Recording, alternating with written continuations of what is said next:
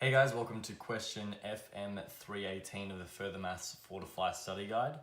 In this question, we're told an isosceles triangle ABC has a slant side length of 10 centimeters and angle of BAC of 114 degrees. A sector is created inside the triangle as shown in the diagram below. And then we're told that the area of the shaded sector in square centimeters is closest to what?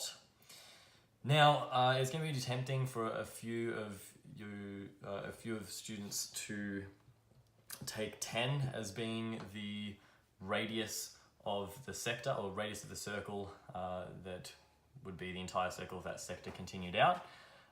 However, this would be incorrect, because we're being told that 10 centimeters is this entire length along here, and these little dashes are to show that these two side lengths are actually the same length.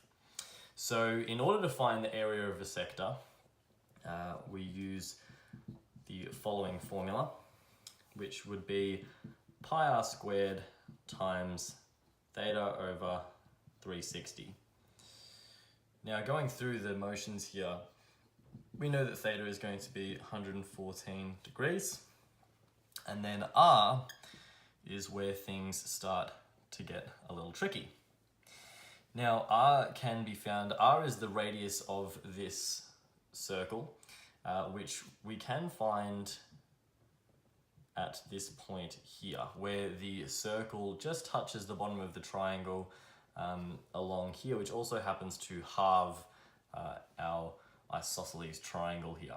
So what we can give ourselves to make this a little easier is just a redraw of this triangle, only showing half of it this time, where we've got a hypotenuse length of 10 centimeters.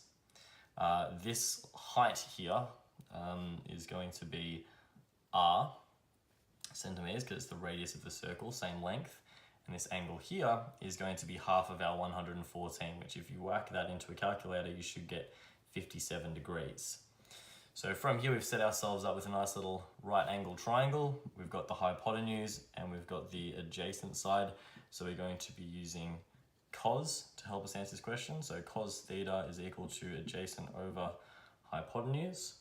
From here, substituting our known variables, we have cos 57 degrees should be equal to r over 10, which means that our radius, when rearranging this, you should get r is equal to 10 times cos 57 degrees.